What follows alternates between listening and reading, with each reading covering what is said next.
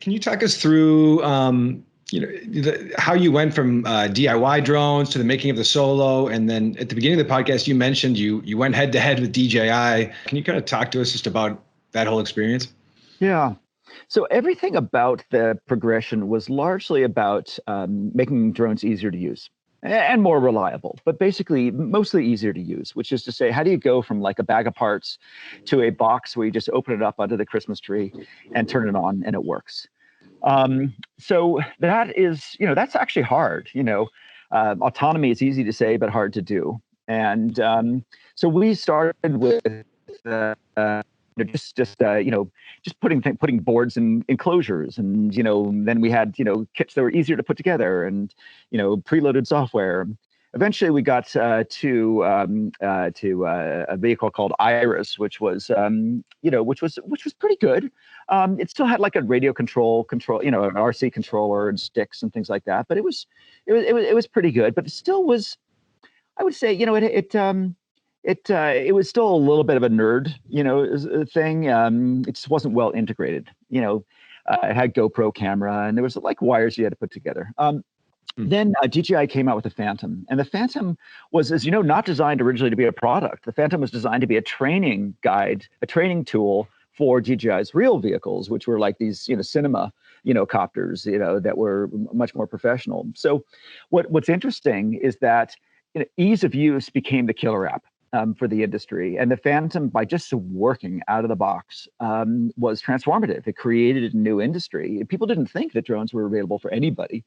They thought it was kind of a geek thing or a professional thing or a military thing. But the notion that anybody could use a drone was, and they demonstrated it with the Phantom, just with a really well integrated device, including the camera and the gimbal and everything else.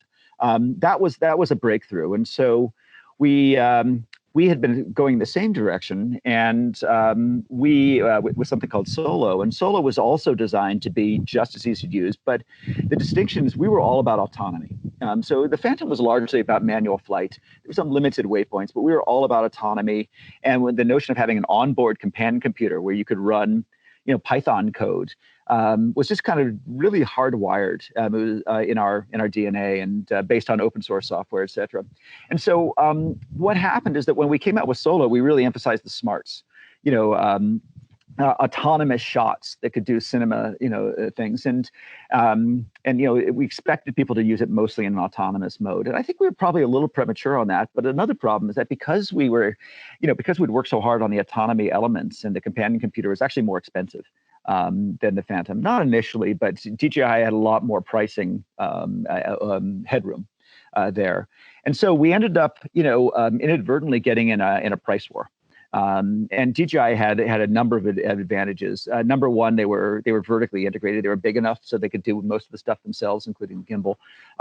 Number two, they're based in Shenzhen, so they had real advantages over the supply chain. And number three, there were just fewer parts in their vehicle. We had two ARM-based companion computers, one on the ground station, one in the vehicle, which is super powerful as a development platform, but probably overkill for a consumer platform. And so we found we just could not compete with them on not only the price of the vehicle and the margins available in that, but also the pace of innovation. They had at the time I think we got out of hardware, we probably had 100 engineers, and they had something on the order of 3,000, 4,000 engineers. And our model had been that by building the open source community and leveraging the open source community, that we'd be able to have some economic advantages of being able to get sort of contributions on the software side. The reality is when you're shipping a commercial product, you kind of have to run the software side just like at a regular company. So most of at the time, most of the members of the community who were most productive were actually our employees. We were paying engineers, well, to contribute to open source code, and super glad we did. But it meant that it wasn't cheaper than China. As a matter of fact, it was more expensive. So that, I think, was just an economic lesson. I don't think DJI cheated. I don't think they got unfair subsidies. I know there's rumors out there. I don't think that's true. I think they just beat us fair and square. They leveraged. I think they got the model right.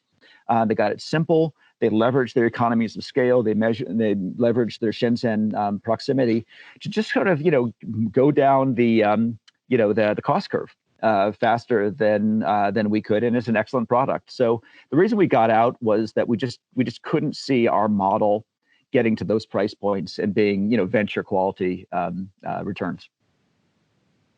And so speaking on that front, you were able to pivot the company into software, site scan, with focus on the construction market, or at least that was the big focus when you did the pivot. Mm-hmm.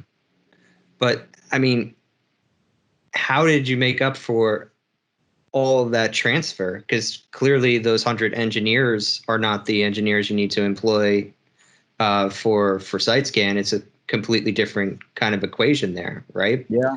So how did you make sure your investors were taken care of, and then also get those components of your new business healthy enough to then sell off? Yeah, it was pretty head jarring to do the transition. I mean, it was almost a 100% change of the staff.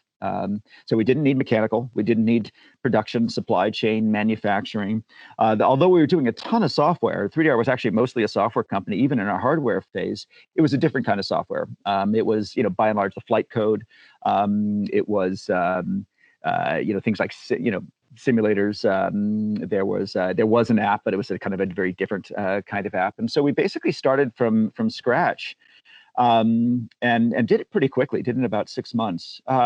So pivoting is a thing. Pivoting happens in Silicon Valley, and basically when you decide that your plan A is not working, what investors are going to want you to do is to make that decision quickly. So don't throw good money after bad. Don't burn longer than you need to. Sunk cost fallacy, yeah. It's sunk cost fallacy. So make that decision quickly. Do the reorg quickly, and then you've got 12 months to figure out whether the new path makes sense. And we did that. We did all of that. The new path. What gave us some confidence is that. I had been one of my best friends at the time, still a best friend, but at the time he was the CEO of Autodesk, which is kind of the software leader in the construction space. And Carl Bass, he actually ended up joining our advisory board. And he was, we'd play tennis every weekend, and he'd be telling me about how construction industry was shifting to what's called digital twins or reality capture. The notion of being able to, rather than just designing a building on a computer and then, making it, going on to paper and in-person management during the construction itself, there's only a way to sort of digitize or sort of capture the project during its construction. Then you could use the same tools used to design it to manage it. And that requires some kind of scanning of the vehicle. And that's called reality, of the structure. And that's called reality capture. Autodesk could sort of bet on that. On continuing the Autodesk software all the way through the construction life cycle, but they didn't have a good way to capture it. Meanwhile, drones had a good way to capture data, but didn't necessarily have a good market that would value that. And so we realized that the two industries kind of wanted to be together, and they ended up investing in 3DR. And so we basically created SiteScan built around Autodesk's they just opened up their API. And there's something called BIM, Building Information Management. And they just opened up their kind of cloud-based service. They just opened up the APIs. They were just moving into BIM. And this became kind of our reality capture solution to that. So we kind of aligned with Autodesk in those early years. And that gave us traction and some credibility and some understanding of the industry.